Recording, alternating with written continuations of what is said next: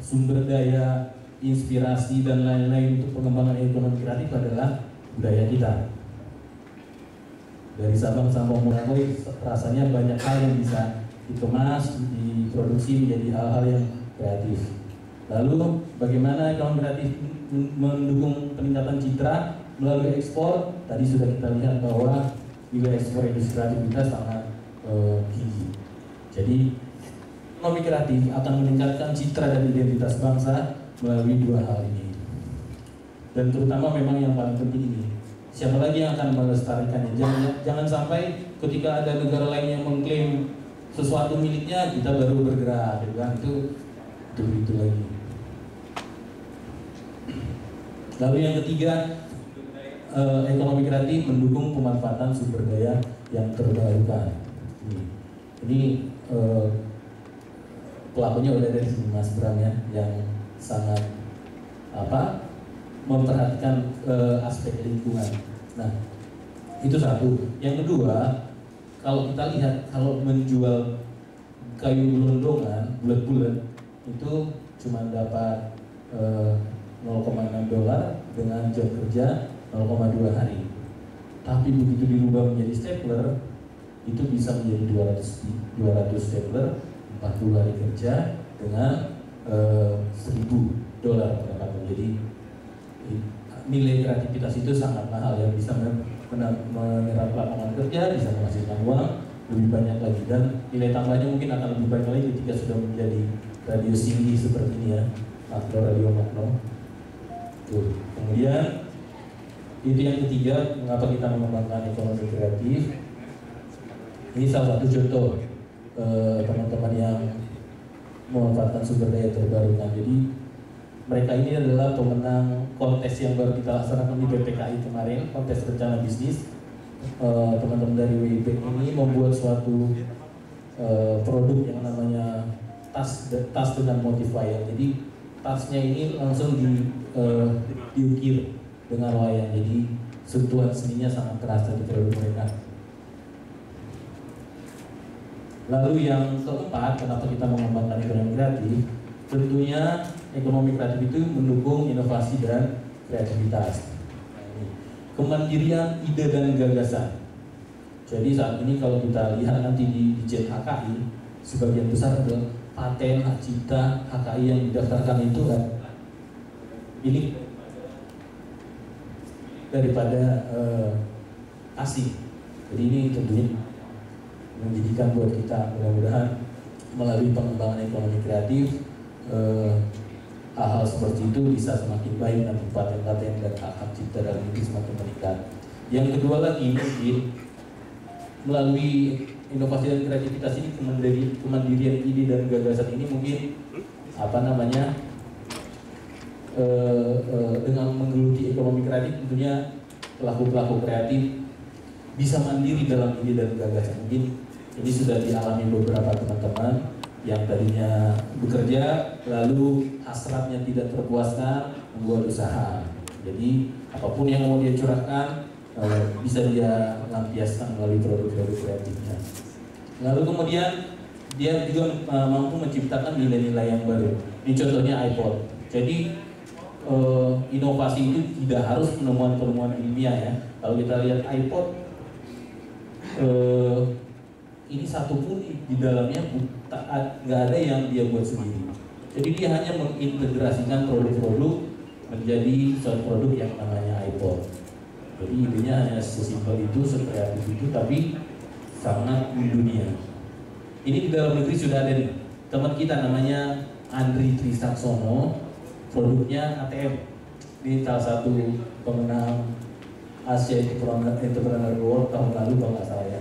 Jadi beliau juga hampir sama, produk-produknya semua dari luar, dia hanya mengintegrasikan dan jadilah mesin-mesin ATM yang kita pakai, beberapa BRI, BCA dan lain-lain. Itu yang keempat. Ini contohnya yang melakukan inovasi di batik, di denim. Jadi produk-produk denim di batik itu. Ini sudah sering kita lihat ya. Lalu kemudian melalui ekonomi kreatif ini juga memberi dampak sosial yang baik. Ini yang pertama, kenapa bisa memberi dampak sosial yang baik? dia memberikan kualitas hidup yang lebih baik. Kalau kita lihat mungkin teman-teman seperti Mas Bram, Mas Ari kalau kerja kantoran nggak akan bisa hadir di sini kan. Waktunya terserah mereka mau bangun jam berapa, tidur jam berapa. Itu salah satu hal yang tentunya mewah, nggak boleh tidur ya. Nah itu kemudian yang kedua, kalau kita lihat ya, tadi lupa saya sampaikan, rata-rata pendapatan pekerja di industri kreatif dari angka tadi itu sekitar 64 juta per tahun. Jadi jangan khawatir lagi untuk menggeluti industri kreatif karena penghasilannya sendiri sudah di atas rata-rata pendapatan per kapita nasional yang cuma 2 juta. Kita sudah yang cuma 2 juta per bulan. Kalau 64 juta per tahun berarti sekitar 5,4 juta per bulan. Ya. Jadi memang masih terjadi mungkin tempat kalau ada seorang ibu yang putrinya dideketin 2 cowok, yang satu anak katakanlah anak ekonomi, satu anak desain, pasti ibunya memilih yang mana?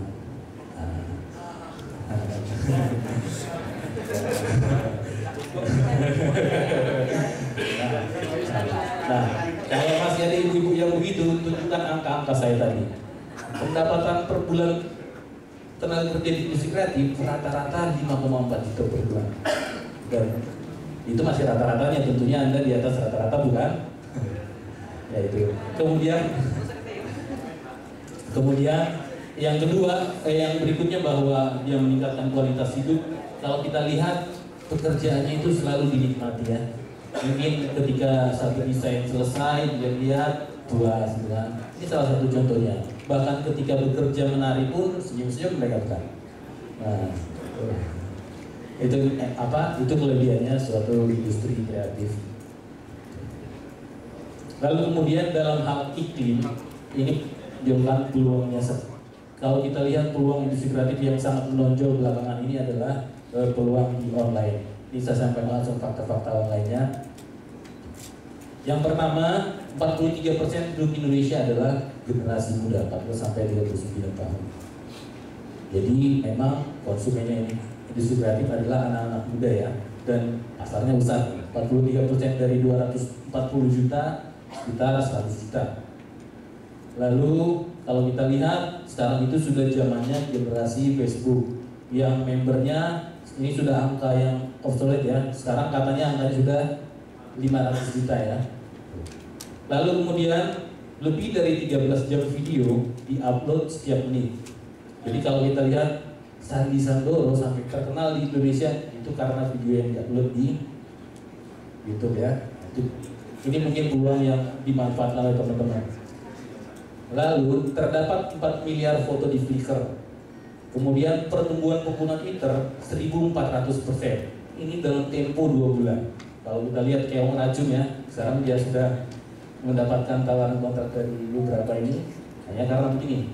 Lalu kemudian pengguna mobile phone di seluruh dunia mencapai 3,3 miliar. Begitu banyak aplikasi di mobile yang bisa menjadi pasar buat teman-teman di piranti lunak. Nah, dari sisi pasar domestik sendiri, pengguna internetnya bertumbuh sangat luar biasa dalam 88 tahun, 145%. Tahun 2000 yang hanya 1.900, tahun 2008, ini masih 2008, 27 juta. Luar biasa ya. Jadi dunia online memang merupakan suatu potensi yang harus dimanfaatkan oleh teman-teman kreatif. Nah, kalau Facebook sendiri Indonesia berada di urutan keempat penggunanya di dunia. Kalau Twitter kita di urutan 1, 2, 3 di urutan ke-6. Sehingga orang-orang mengatakan Indonesia officially the Twitter capital of Asia, ya? Ibu kota Asia, ibu kota Twitter di Asia. Facebook pun demikian, dia yang terbesar di Indonesia, yang terbesar di benua Asia. Udah mulai bosan ya mas? Mas panjang nih mas. Nah ini contohnya yang memanfaatkan peluang online. Ya beliau ini adalah online strategis marketing dari Virus Communication. Semuanya online, semua ini dapat project-projectnya.